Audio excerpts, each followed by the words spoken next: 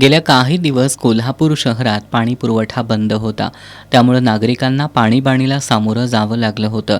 या काळात महानगरपालिका आणि खासगी 31 टँकरद्वारे पाणी पुरवठा करण्यात येत होता. ऐन सणासुदीच्या काळातच पाणी नसल्यानं नागरिकांमधून तीव्र संताप व्यक्त होत होता.